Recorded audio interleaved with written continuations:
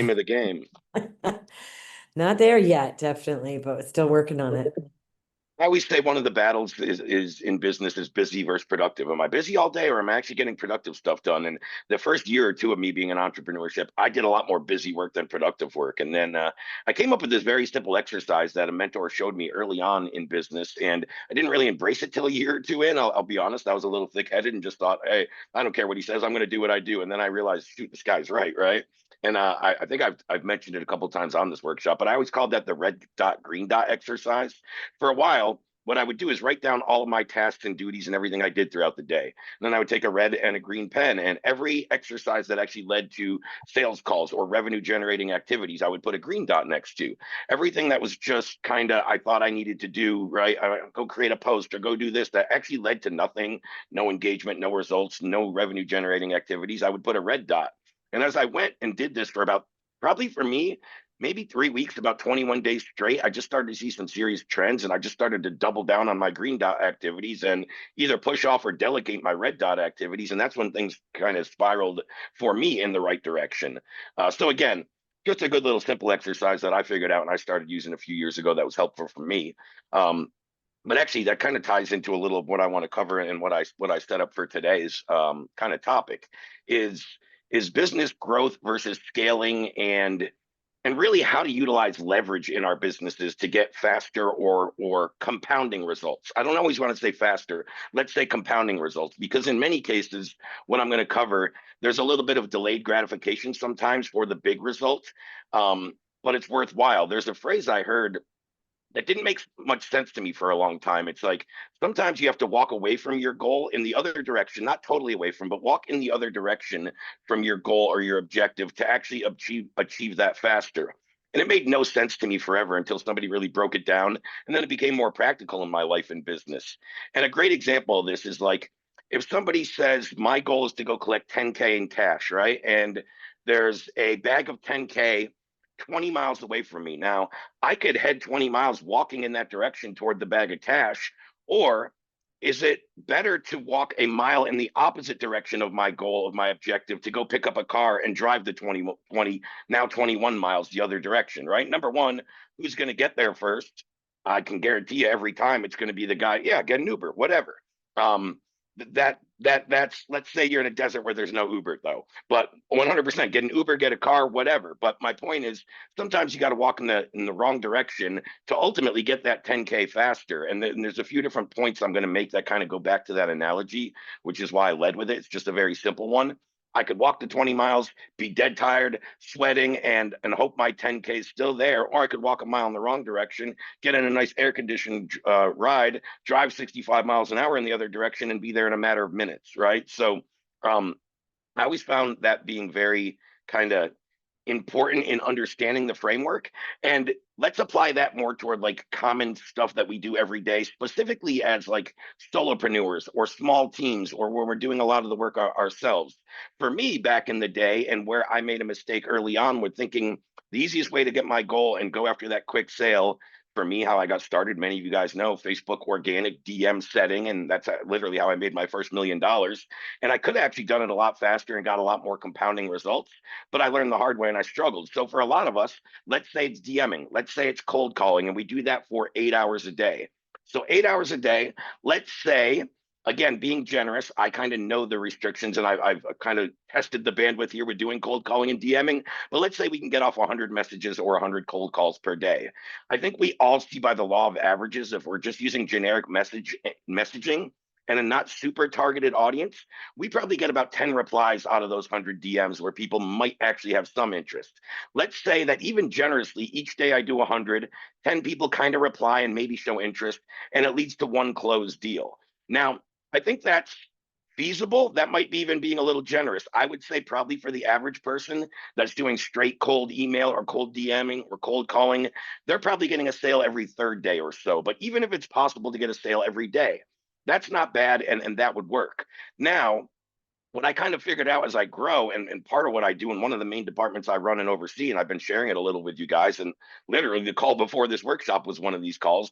I go for more mutually beneficial partnerships or more relationships, and I'm sending outreach to people who can get my product or my offer in front of massive crowds. So If I could do that same outreach, and let's say in this instance, rather than DMing people direct, I want to reach out to people who host podcasts or, radio shows or whatever, some type of live streams, workshops, something with a larger audience. Now, I think my limit is probably the same. I could send out 100 messages and 100 DMs or cold call 100 people with podcasts. Maybe I get about 10 interested. Maybe one actually books me onto their podcast. So now when that happens, it's likely, if I'm at least reaching out to people with a halfway decent show and audience, that once I'm featured on that podcast, I can speak in front of hundreds, if not thousands of individuals. And then I can obviously talk about my product. So that's another way of leveraging more of a one-to-many approach rather than one-to-one outreach.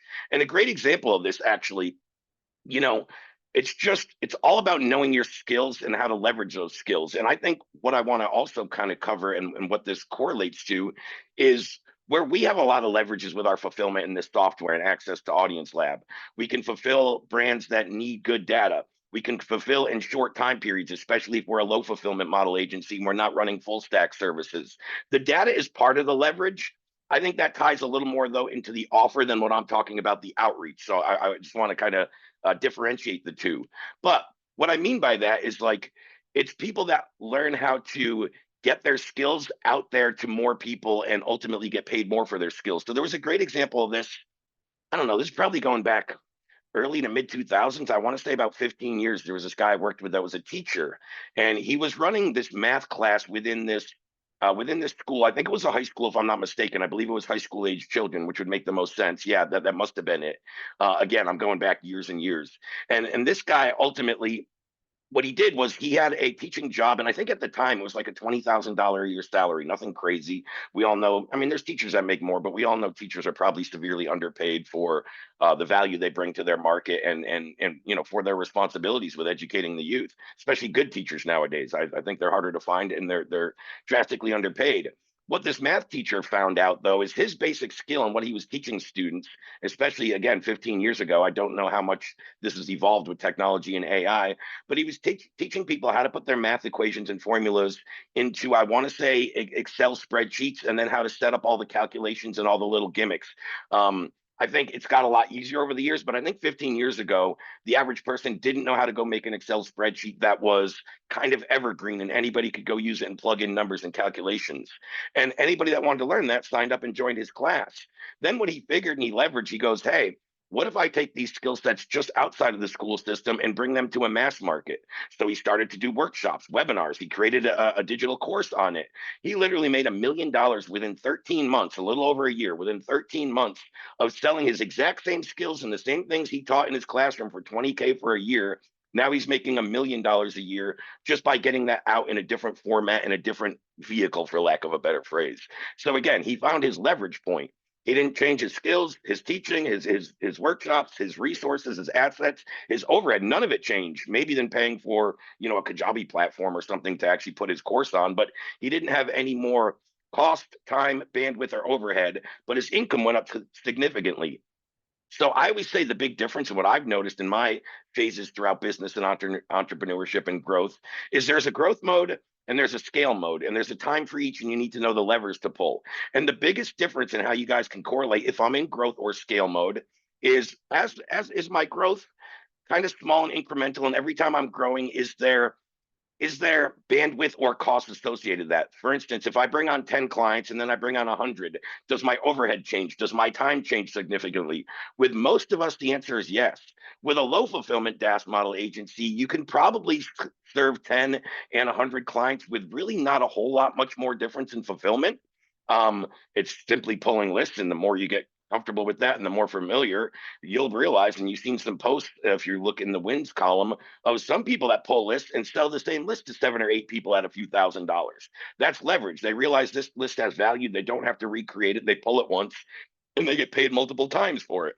So there's all these different ways to pull on levers to scale, which is usually done with leverage, and growth is usually more manually. When I take on 10 clients, I have more overhead. I have to hire more team members. I have to spend more on marketing. That's more growth. Where scale mode is not much changes bandwidth, kind of where we're at Audience Lab.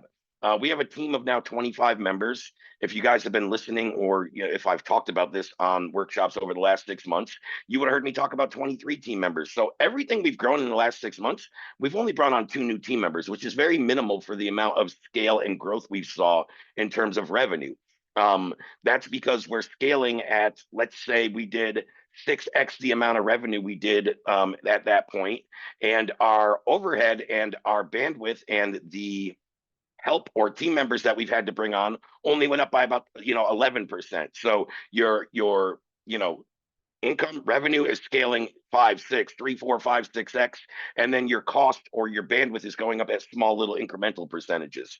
That's what I call businesses in scale mode. And I think it's really important to understand the differences.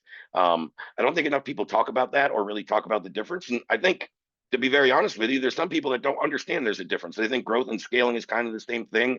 They're just two separate words. I don't believe that's the case. And actually, if you look them up definitionally, you'll see they're not the exact same terms and words. But I think that's how it kind of correlates to business. So again, I think where you guys have a lot of leverage is, I've talked about this before. There's three. Sorry, I misspoke. There's 4 basic types of offers that we all fall under, and anybody with Audience Lab software and the DaaS packages that can go sell data, falls into a tier 3 offer. Just real quick, I'll review for anybody that's never heard me say this. Offer number 1 is, again, I think every offer under the sun falls in one of these 4 categories, and it highly correlates to how in demand you are, how much you can charge, how much urgency there is, et cetera, et cetera. So number 1 is a convenience offer, right? And I always use this example for this one. Hey, wouldn't it be convenient if I didn't have to leave my house to get lunch? Yeah, there's Uber Eats, there's DoorDash, there's all these services. That's a convenience offer. Can we live without it? Are we going to die without it? Probably. You know what I mean? It's not an essential offer by any means. It's a convenience offer, which is not a high premium, right? A DoorDash driver makes about $4 per delivery or so on average. There's not a huge demand, and there's anybody can do what they do. Do you have a license and a registered car? Cool, we'll hire you. So there's not a lot of not a lot of restrictions or limits to get into that offer. You don't need vast skill sets or training or degrees or certifications. Yeah, I got a pulse. I can drive and my car's registered. Great, you're hired. Here's $4 per delivery. A convenience offer. Then I would say the second tier is more of an annoyance offer. And I think this one portrays it well, right? Anybody that's outdoorsy, that goes through hikes or walks in the woods, you're walking and mosquitoes are ravishing you and you're slapping them off and cursing under your breath. I think, you're so annoyed. Number 2, I call an annoyance offer, that you're probably going to go out and buy some bug spray, whether that's the before or the after stuff on when you get it. But that's more of an annoyance offer, right? It's more pressing in the now to get that problem solved than a convenience offer. I think level 3, and what we all have access to, and damn near every offer, I'm going to go ahead and say every offer I've pretty much sold in the marketplace in the high ticket space in the last 5+ years since I've been online doing this, have all fallen into this tier 3. And this is the keep me up at night offer. This is where your prospect, we've all heard the questioning from multiple gurus. Hey, what are the problems and the pains that keep your client up at night when he's going to bed, staring at the ceiling, wondering, how my cost per acquisition and cost per lead is going to come down, how profitable my next campaign will be, how good are my margins, do I have a profitable business, how much am I stuck in fulfillment, right?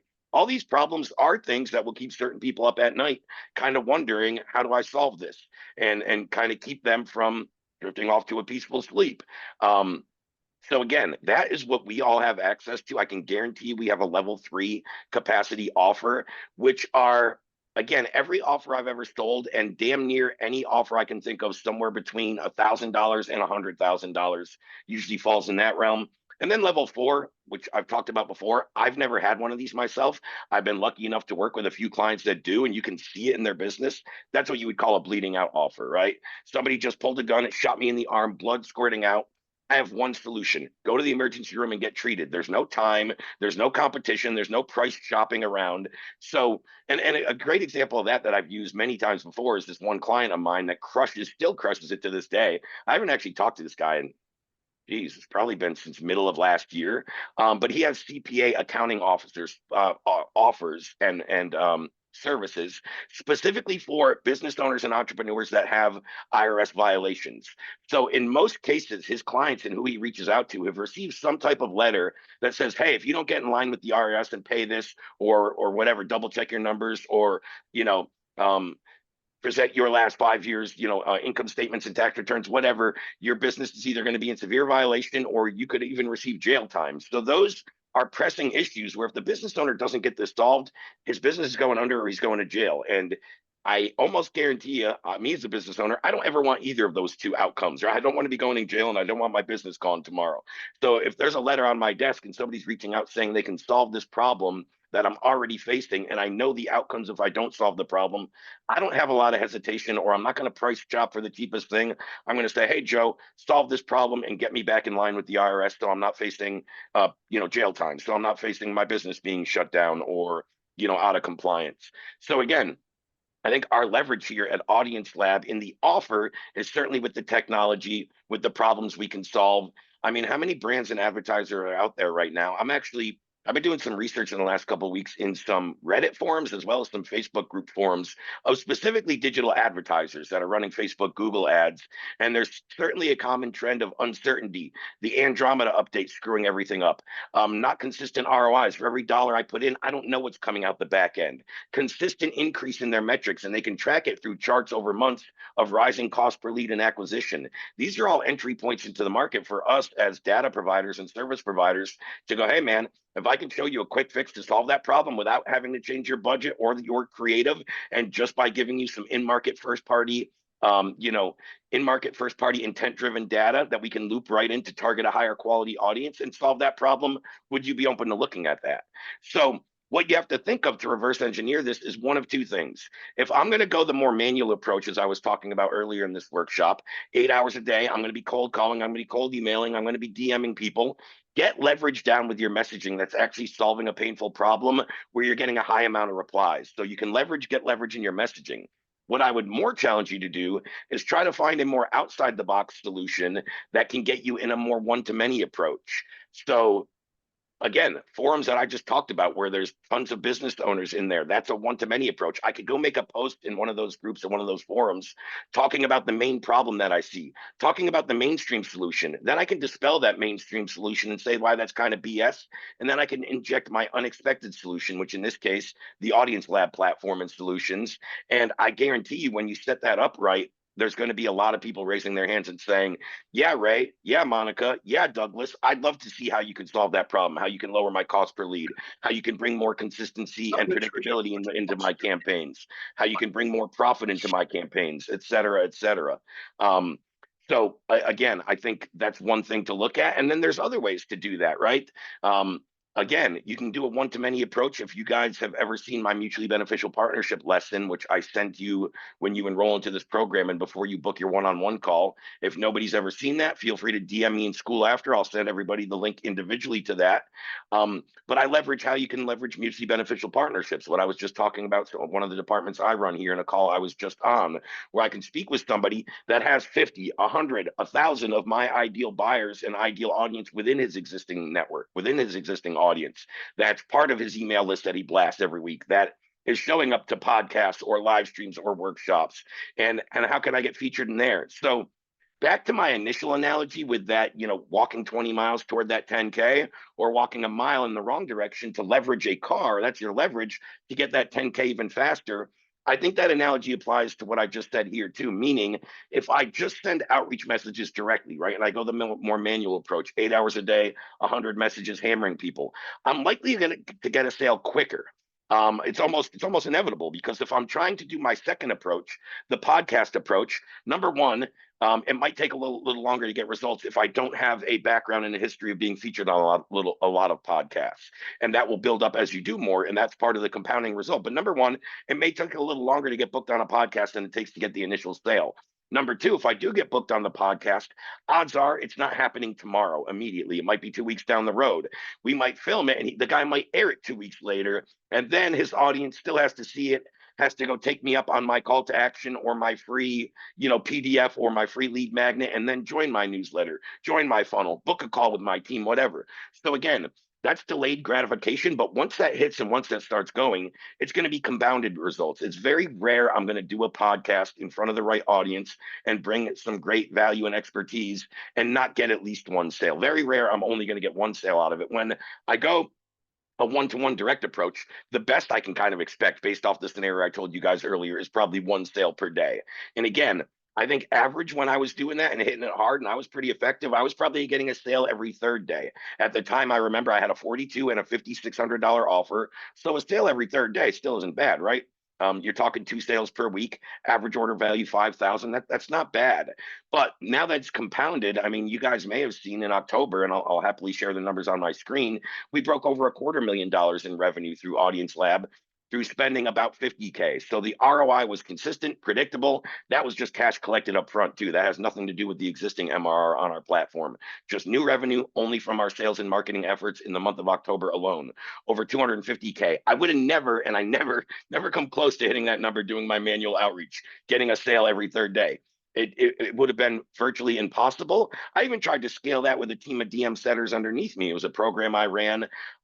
It worked. It's effective. It wasn't consistent and predictable, and it was very, very rare. I would say probably 1 in 50 that I could get somebody to repeat my effectiveness and efficiency via DM.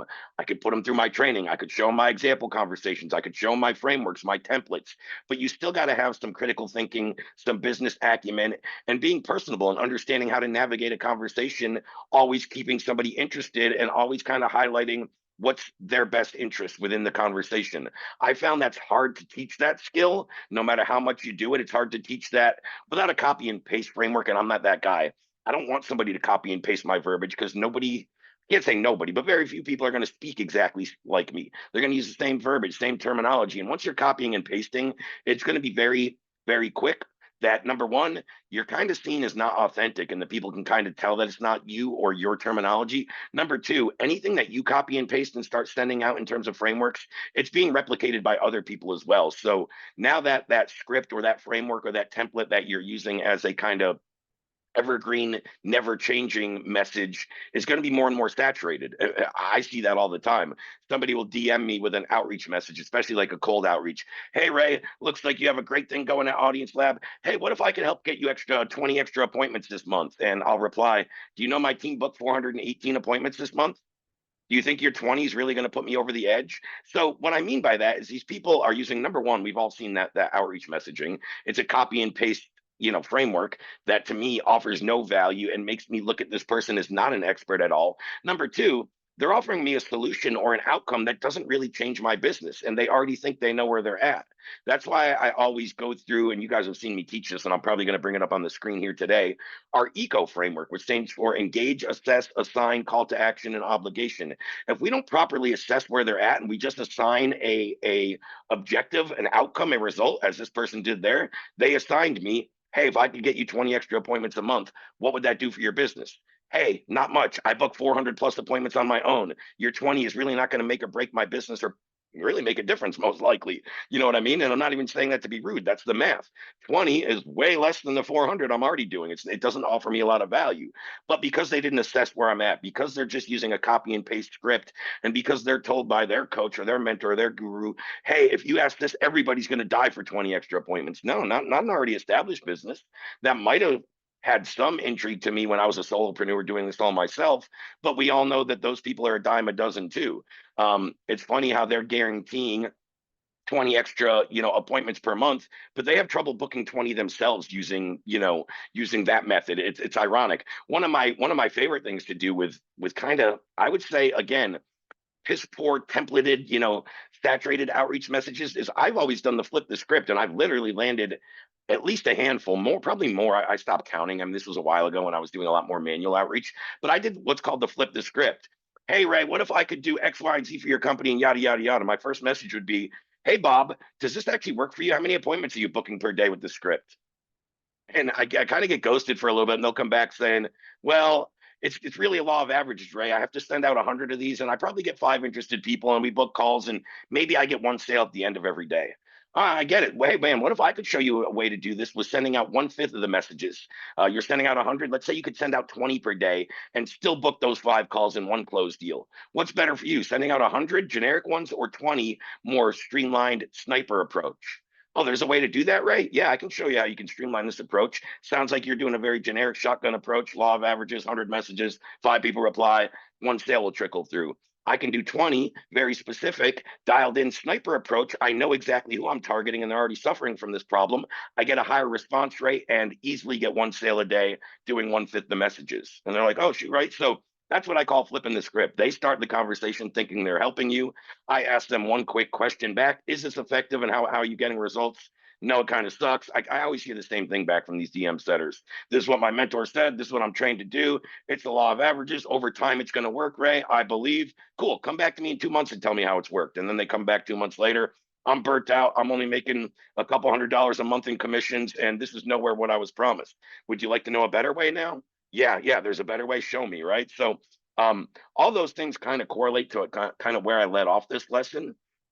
I'm going to look in the chat and really quickly, guys, before I cover one more thing I want to cover and screen share and bring something up. If you guys have any questions that you came here for specifically to ask on this workshop, either type 1 in the chat or unmute and I will call on you. Actually, I won't say just unmute because not that it's going to happen with a few people on, but I don't want 5 people to speak in at once. Either use the hand raise emoji on the screen or just type a 1 in the chat and I will call on you. Monica, you DM'd me a question. Do you want me to read that and answer that online or do you want me to handle that offline? Whatever's easiest for you. Well, I'll just read it. I mean, if you don't mind sharing, I always ask if somebody private DMs me, I don't read it in front of everybody without asking first, just out of Yeah, courtesy, I thank would you. say. So this is what you asked, and I'll start with this. I didn't even read it yet. I'm just going to read it out loud to everybody and then give my response. How do I get the total number of leads from an audience? I have an audience called Prestige, and it is just processing and hasn't refreshed. Can you help? Okay, so I know where to go with that. Let me just read the rest of yours. So I see that I have 7 lists, currently 5 lists created. If I delete one of those 5 lists today, does that mean I still have 3 extras to use? So well, let me finish. We added a pixel. We added a pixel and added the script to the website. Do we need to add a webhook so we can also collect the data from people who land on our website? So what I would say to your first question, I'm sorry, let me start with your last question just because it's freshest on my mind really quick. And I see a couple people with their hands up. I will call on you guys in a minute. Now to your first question there, when it comes to how do I get, I'm sorry, your last question, Monica, with the pixel and the data. So I'm pretty sure you may have seen this, and just so everybody knows, in the audience lab section, in the classroom section, and then the module titled Getting Started with Audience Lab, down here where it says installing the super pixel and syncing the data. So number one, this shows you kind of the step-by-step on how to install for anybody that has those questions, but it also walks you through the step-by-step. Hold on, let me click on the right module. Excuse me. It also walks you through the step-by-step on how to export the data and viewing the pixel, and how to set up the webhook and where that's applicable. So I think almost all of your answers to that question is right in within this one tutorial and module, Monica. But again, I don't work as much on the tech side and the back end anymore. When it comes to your questions there on the total number of leads from an audience, the audience that's just processing, and the amount of lists and what happens like when you delete one and how many more you have, that's my tech support team that can help with that very, very quick. So you could take that same question and copy and paste it and throw it into the blue chat box within the platform. Or you can use the one-on-one link I've sent you for one-on-one support help and book in with a team member that can walk you through all those stuff and show you how those credits work, why it's happening. If there's a glitch with your processing, we can see all that on the back end, but I just don't run that back end support dashboard anymore, Monica. Right on. I totally get it. I asked this question in that blue chat this morning and still haven't, like really early this morning, and still haven't seen an answer. So that's Okay, why well, thank you I for telling asked. me that. I'll bring it to their attention and let them know that Monica has a question in the queue and waiting. Normally, they're pretty quick about that, but again, I'll be honest, I just don't have the time to oversee and monitor what's happening there. So anytime you tell me that and something's kind of in queue or waiting, I can go hit the support team and make sure they address it faster. Okay, perfect. And then what is that link that you said to get into a one-on-one with support? So when we had our one-on-one like THO fastest path to cash call, Oh, we didn't finish that. I still haven't done that with you. so maybe I never sent it over to you. All right, can you just shoot me a DM in school right after this meeting and ask me for that link and I'll go send it to you? But that's for You're a right. I one-on-one with remember. just you, right? This one, no, the link I'm going to send you is so whatever you type in your problem. So if you're having pixel or audience issues, type it in when you book, and this is going to round robin you to the support guy on my team and give you a one-on-one with him that's an expert at that. Okay.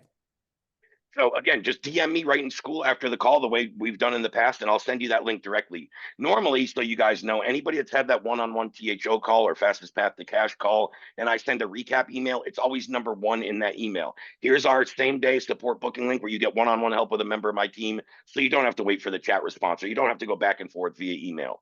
So again, shoot me a DM in school, Monica, and I will get you that link sent right over. Done. Thank you. Cool. Jason, I'm going to go with you first. You put a one in the chat there about a few minutes ago. You had a question specifically. Please go ahead. Yeah, I do. Mine has more to deal with pre-mades and keyword searches when it comes to that. It seems like there's a lot there, but sometimes I can't always find them. Like I'll give you an like I'm trying to do this for solar sellers. But when I got the taxidermy list and I said, hey, yeah, it's definitely in here. But when I go to put it in, I can't find it. It doesn't come up for me. Am I doing something wrong with that? And the other part of this is when we do these all have intent. But if we do the special one, there's no intent base with that, right? You mean the custom? Custom, yes. I unfortunately, and again, I'll be very transparent with you guys. Sure. I run a sales-based workshop and mostly around the sales marketing messaging side because Sure, I'm like 2 years removed from working in the back end of the platform. So I am very rarely in there building audience or using these features anymore, which sucks in a way because like I'm not as good to answer those questions anymore. My answers would be dated and from a previous version, a different user interface, which is now changed. It kind of comes with the territory. My role has evolved in the company over the last couple of years where I don't spend a lot of time in the platform building audiences, and I have more of a team and support guys that do that. So what I would say here specifically to you, Jason, is number one, the data strategy workshop is your best place to get help with that question and get that answered the fastest. If you can attend the one we have tomorrow, can almost guarantee they can attend that. And as well, that would be something for my tech support booking team. So you and I have had a one-on-one call together, if I'm not mistaken, correct? We have. Yep. And I sent you a recap email that day. If you go back to that email, hopefully you start it, but you could probably look up the day you booked with me and go back and look, or just go in Yep. your, Google, go in your Gmail and type my name. It should come up. Link number one in that email I sent you is the best place to get a direct answer if you want some one-on-one help with that.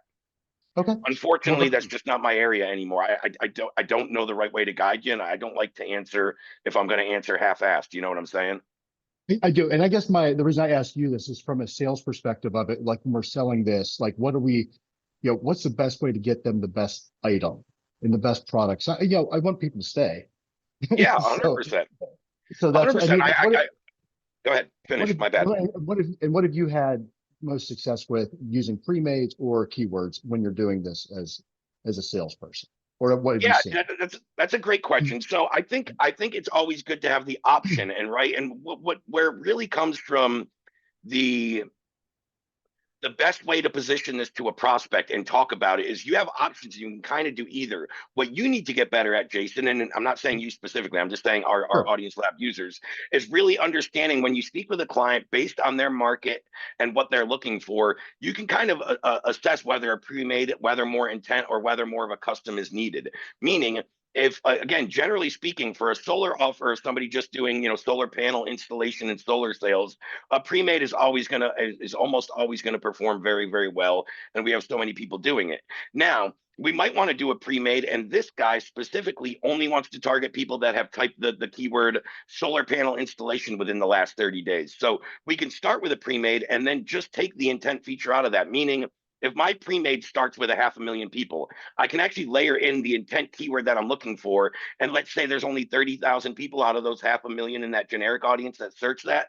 And then I can Right. just give that portion of the audience to the client. So you kind of have the Gotcha. ability to build whatever they need.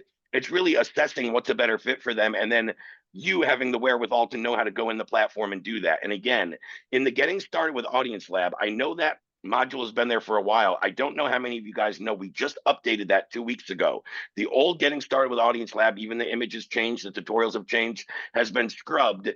And there's a new one. The new one has a lot more features about understanding when I should use a pre-made versus a custom, understanding when I should use the keyword. So I don't know if not you I have not specifically seen again, it, Jason, but I yeah. think this applies to you, but also Yes. some of you other guys, right? have you gone through those newer modules, and they're very short. Most of them are 4 to 6 minutes. So I'm not talking sit and watch a half hour, hour long workshop. I'm talking about a 4 to 6 minute module that will give you the skill set to understand, oh, that's how I go in and use that keyword into a pre-made audience, or that's how I know when to use a custom and how to build it. There's a lot Yeah, more updated features and stuff that just got updated. I should say tutorials that just got updated on there within the last 2 to 3 weeks.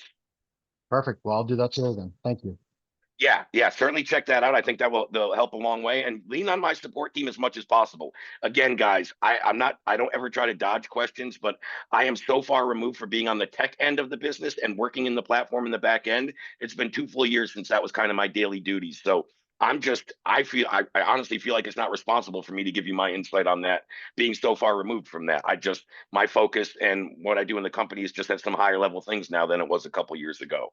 But I know my team members are skilled on that. They do that stuff day in and day out, and those are the guys that can really walk you through best practices, approaches. Maybe it's a little tactic you just need to switch in the platform, and there's one parameter you need to add to beef up the quality. But by reaching out and attending my data strategy workshops, not mine, ours, I don't run them, and using that support link that I send to you guys, please lean on the support team and get all the help you need in those capacities, 100%.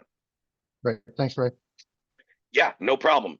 I did see, and now it's gone. I did see somebody else had the hand raise emoji up. I don't know if we've already gone over your question.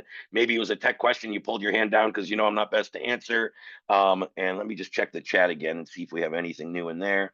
It isn't Solar Tri Home Services, Rodney. Okay. And then I had a direct message from Doug. I'm not familiar with this fast. So yeah, Doug. So Doug asked, and Doug, this is a fine question in case anyone else on this call. Normally when people enroll into our DaaS program, they get a one-on-one onboarding call with a support team member that gets them the login, shows them how to use the features. After that, now our process has changed a little. If you enrolled within the last week, you probably get this call booked direct, but anything before a week or two ago, the support team would send you an email right after that, which would recommend a link and a tutorial to watch to come and book a one-on-one call with me. That's kind of called the fastest path to cash, or the THO, which stands for Trojan Horse Offer Call. What I go through with you and what I do on every one of these calls with every person that books that is I kind of put myself in your shoes. In this case, Douglas, I would say, all right, Douglas, you enrolled with us on X date. You're looking to accomplish X objective. If I'm you and I'm in your shoes and I enrolled then, and this is what I know about the platform, and this is my main goal, and let's say it's to go resell to 5 clients in the next month, whatever your goal is. What I then do is I put myself in your shoes and say, hey, Doug, if I enrolled last week and I'm looking to, sell 5 new deals before the end of next month, this is where I'm spending my time. This is the resources you need. And I specifically go over the tutorials, the checklist, the Google Docs, anything that's relevant for you to be successful. And then I send every person a recap email with exactly what we covered on the call. So all the resources in the say the game plan and strategy I build out isn't just theory, but it's, hey, step 1, click this link. Step 2, go through this checklist. Step 3, you need this Google Doc. Step 4, watch this tutorial. And I just send you the recap email. So that's kind of what you're talking about there, Douglas. I don't know if you're able to unmute for a second or if you just want to keep typing in the chat, but when did you enroll, and do you remember what program or what tier you enrolled in? If you could just tell me that real quick, I can happily direct you the right way. Well, the interesting answer to that question is we've actually enrolled twice. Okay.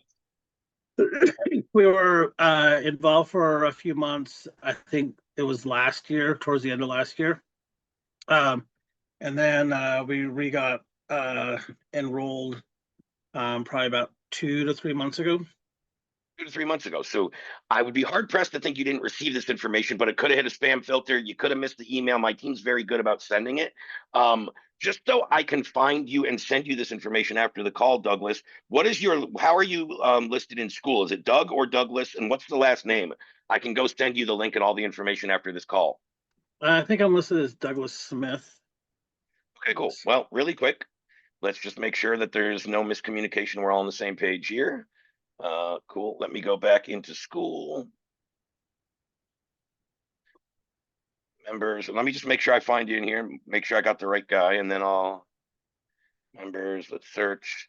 So the only thing under Douglas I see listed is a Brian Douglas. Are you maybe listed as Doug? I might be, but I didn't think so. Oh, Okay. there, second one down. Okay, Doug Smith. All right, cool. I got it highlighted. I will send you all the information to book that call and the correlating resources that I think are very helpful. Again, kind of optional whether you go through those prior to booking, but let me at least give you the information. I think sitting with me for a half hour and going through that one-on-one call and being able to give you a little more one-on-one help, support, resources, insight will probably get you on the right path a little quicker, Doug. That'd be wonderful. Cool. I'll make sure you get all that information. Monica, I know you're going to be DMing me if you haven't already about the information and the resources you were looking for. Already did. Okay, great. That's I see one in my inbox, so I will go answer that again shortly after this call here today. Perfect, Um, thanks. cool. And you said Rodney was the other one had his hand up. I'm good now, thanks. Okay, great. So give me 1 minute since I got a little sidetracked, and let me go bring up the next thing I want to cover because we still got about 20 minutes. I'm not going to end it that early. Let me go into back kind of into the lesson I was going into before I did questions and things along those lines. I had a slide presentation brought up and I got discombobulated from which slide I want to get to. So let me go find it and locate that so we can start off at the right place here.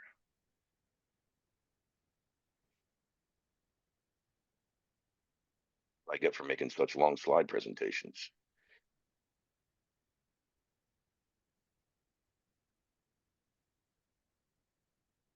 There we go. Cool. All right. Now that I found where I'm at, let me screen share again.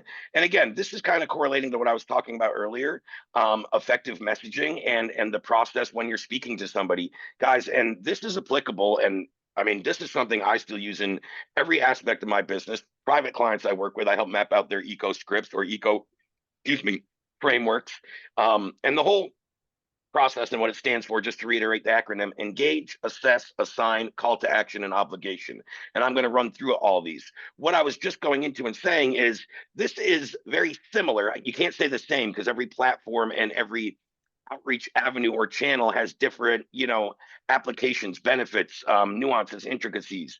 But regardless if I'm running paid ads, regardless if I'm sending cold email, regardless if I'm doing Facebook or LinkedIn outreach and cold DMs, regardless if I'm doing warm DMs, all of that I still create what's called an EAACO framework for. And again, what it says and what it stands for: engage, assess, assign, call to action, and obligation.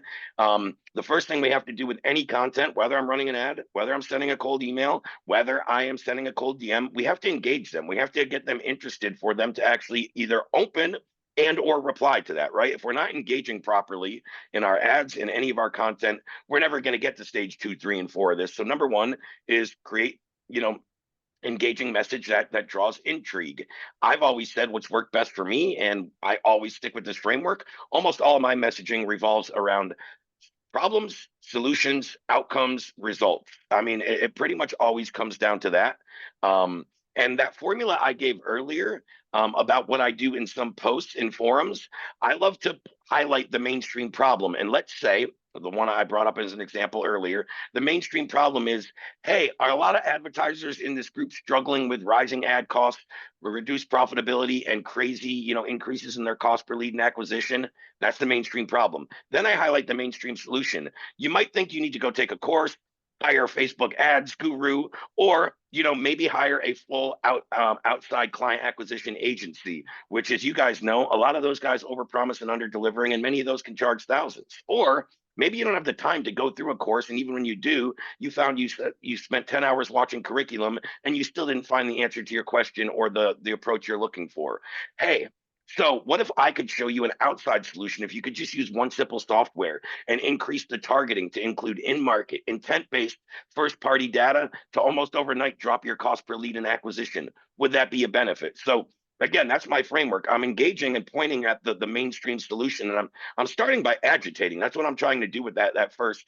Hey, do you guys suffer from this? Anybody that does and that correlates or relates to that statement is gonna likely keep reading and be like, yeah, that does bother me. And are you sick of trying? And then you lay out the mainstream solutions, and they're going to be thinking to themselves as they're reading it. When you know your messaging, what I just said, I almost guarantee you at least one person, if not more, on this call right now, when they have a problem, they bought a course or paid a done for you agency or paid a ad guru or an email guru or a copywriting guru that said they were going to solve all these problems, and they got highly overpromised and under deliver.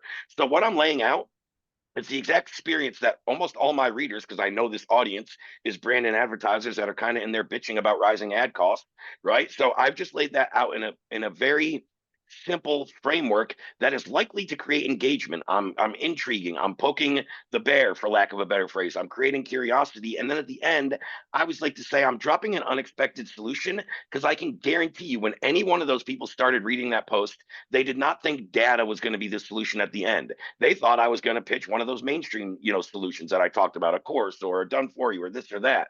No, a software and a platform that can help you target your ideal audience is what you need. And if you had this, I can almost guarantee you could drop your cost per lead and acquisition almost overnight. Are you open to hearing about it? It's very hard once somebody's engaged that long and they've gone through that process that I just laid out, and they kind of, again, they can relate, right? They know the main problem. They've tried some of those mainstream solutions. They agree that they were overpromised and underdelivered. They agree that they got overcharged for bullshit advice or information, and now they want to try something different. That's when we lay out the unexpected solution. And what it does in their brain, especially when we start off by engaging the croc brain, many of you guys have heard me say this over and over, but it goes from, hey, what he said in this post totally makes sense. Nobody's really told me that before and offered this solution. How do I find out more? And that's the goal of the whole eco process. And when we start engaging, then I'm assessing, then I'm assigning, and then again, a call to action. Mine is really soft in that, right? At the end, I said, hey, if any of you guys would like more information or are open to solving this problem, let me know in the comments, right? And then in this case, my obligation, what that would be to me is my touch point messaging. Now that somebody said they're interested and bit on the call to action, I'm going to actually lock them into an appointment or a call. When I do that, let's say, right, today is Tuesday, 3:45 in the afternoon. Let's say I lock them into Thursday or Friday appointment. I send them a calendar link right now. They accept it. Everything's great. And then I do no more engagement with that person, no more messaging, and I just expect them to show up. What you're going to see when you do it that way is somewhere between about 26 and 42% show rates. Now, if you just mix in two small little obligation messages in between, you're going to see your show rates go up on average from somewhere from 64 to 86%. And I've tracked this in multiple offers. That's how I know these numbers, like multiple offers through hundreds, if not thousands of book calls. The people that do touch point obligation messages get about a 20 to 40% higher show rate than people that don't. And that's simply this, about 24 hours before the appointment. Again, it's Tuesday at 3:45. We booked for Friday sometime around the same time in the afternoon, 24 hours before the appointment. Approximately Thursday, 3:45 p.m. I'm going to message this prospect. Hey, Don, I know we talked a couple days ago and set that appointment. Hey, I just want to make sure that everything's still cool for you to attend tomorrow at 3:45. And by the way, in the meantime, I created this short little video to show you exactly how we can drop your cost per lead and acquisition. Then when we hop on the call tomorrow, I will game plan this more toward your niche, your audience, and build some proper expectations for your business. Cool. Boom. And then I always do either a 30-minute or an hour before message. I like more 30 minutes. It works for me. I don't think this one differs whether you pick 30 or 60 minutes. Don't really think it matters. But one more touch point message. Hey, Doug, it looks like we're set to meet here in the next 30 minutes. I just wanted to let you know my calendar's still lined up and I will be on time. Look forward to seeing you then. Just mixing in a couple little touch point messages into my process. A lot of people overlook. Increases show rates. Now, we all know over the years and what we can do now, a lot of people automate that stuff. They're setting up workflows in GHL. There's automated messaging going out. You can do it that way as well. Back in the day, everything I just talked about, when I initially set it up, I did it all manually. Doesn't really matter which one, but the main aspect of this, guys, that I talked about with like that bogus messaging where somebody's already trying to assign the result to me. Hey, Ray, 20 extra appointments really means nothing to me. It's because they never assessed where I was at. If they saw I was a more established business owner, if they asked me how many appointments I'm already booking per month, they would have known that their offer has nothing, and they either would never pitched it, or they might have tried to offer me something different once they assessed, right? They might have said, hey, this guy's already getting a lot of appointments, a lot of sales. Hey, Ray, maybe some of your help.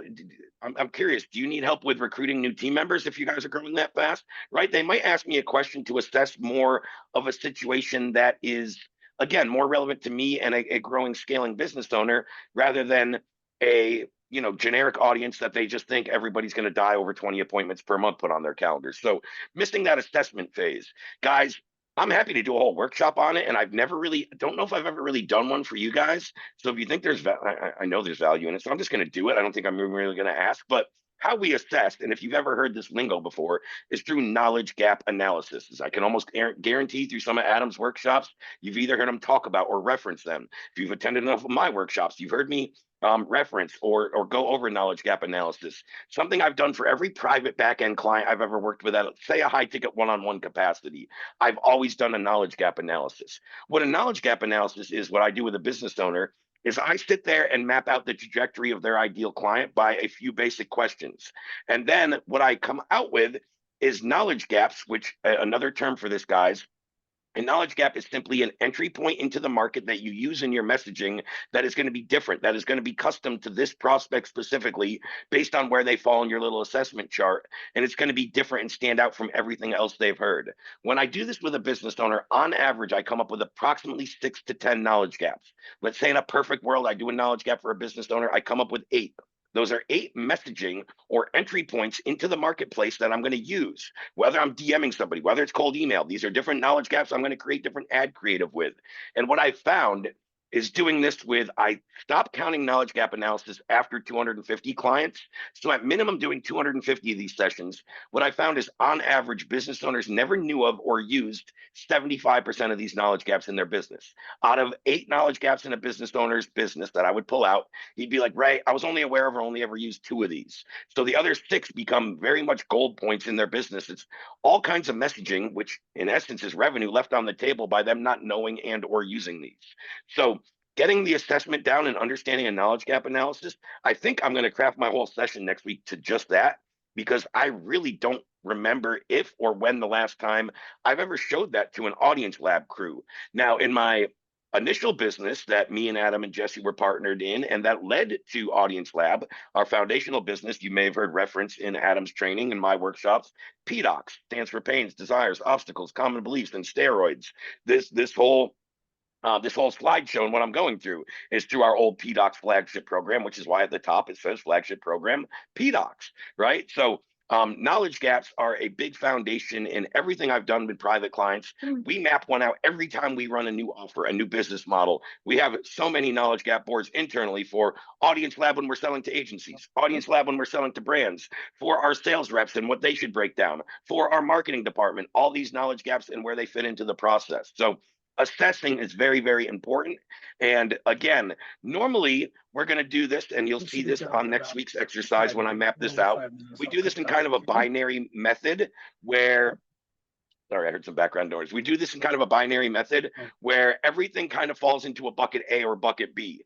Now, generally speaking, a bucket A prospect would be our ideal client, somebody that, can benefit from our product, solutions, services, somebody that has the problem that we solve, somebody that has the budget. And then there's person B, somebody that might not be quite ready yet. Maybe they're not spending money on ads. Maybe there's somebody we need to nurture for a couple of months. Maybe there's somebody we need to get in some free content and drop my free PDF to that's going to build up to the point where they're ready to work with me.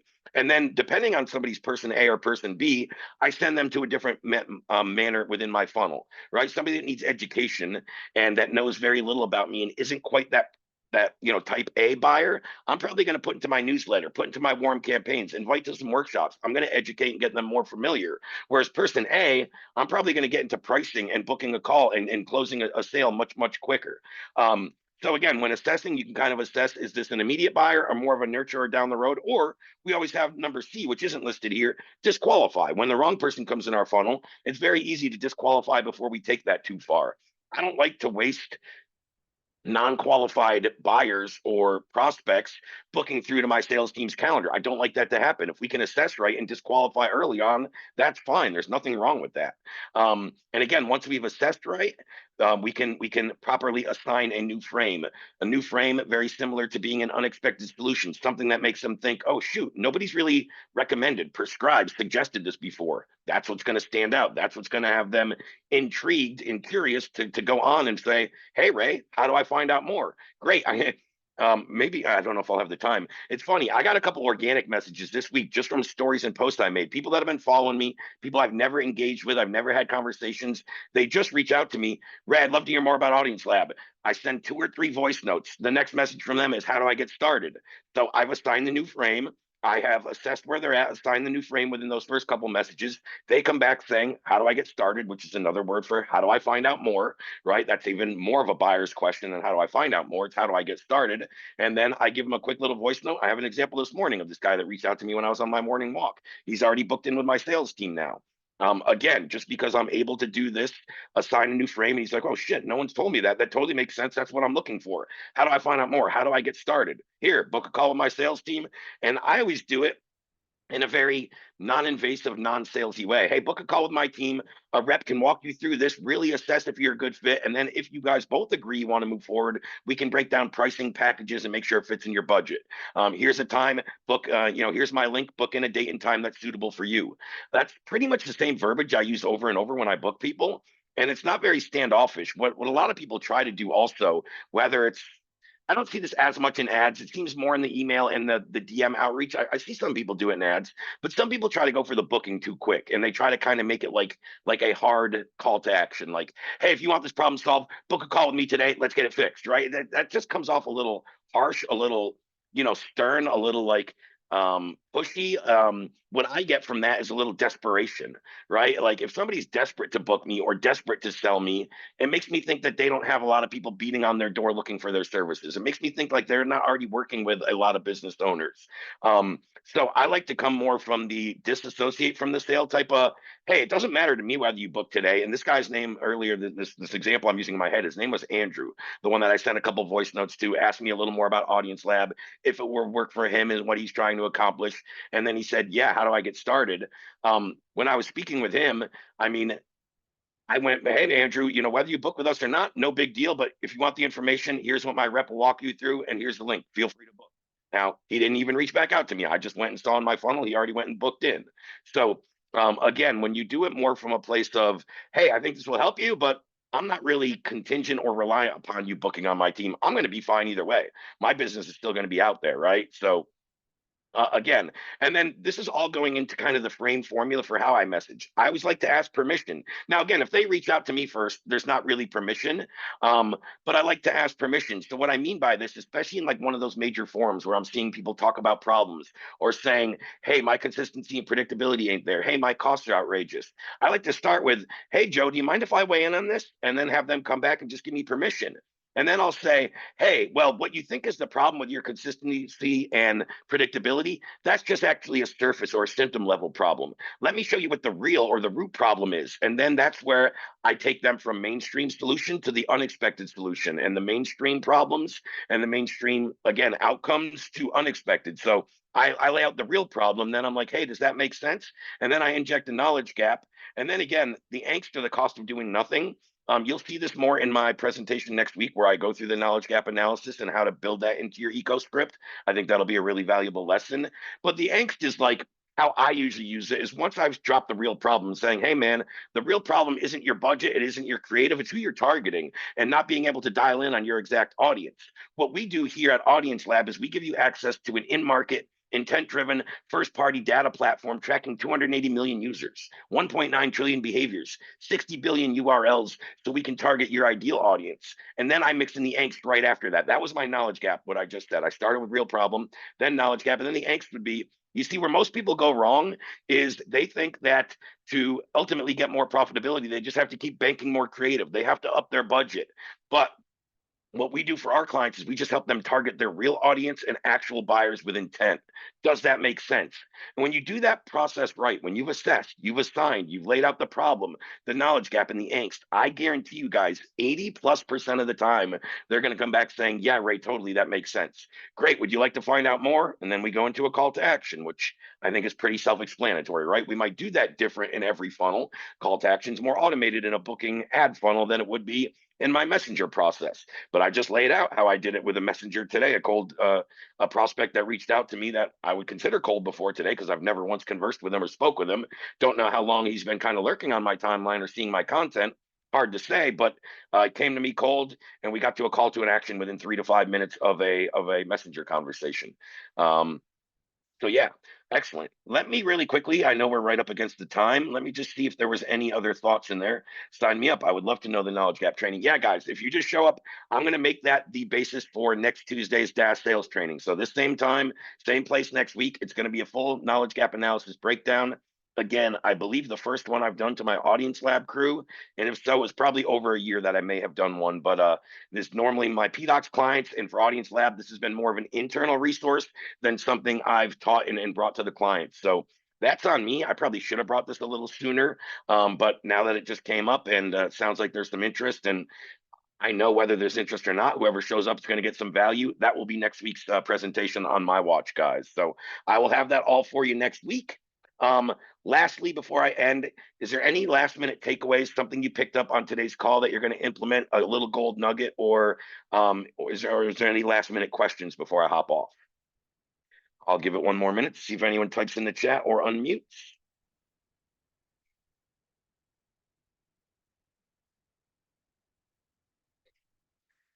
Speak now or forever hold your peace. Well, not forever, at least till next week, hold your peace, or until you DM me. Cool. I don't see anybody unmuting there. Let me just go double check I don't see anyone with hand raised. All right, guys, we will wrap up this week. So we're right about at the hour mark anyway. And I will have this replay. Same thing I do every single Tuesday. I run this workshop. If you go into our private client school community, you click on the tab that says sales. Within there is all my workshop replays, and this one will be uploaded by the end of the day. And we'll see whoever's interested next week for the knowledge gap analysis breakdown. Thanks, everybody. Enjoy the rest of your day. Bye-bye.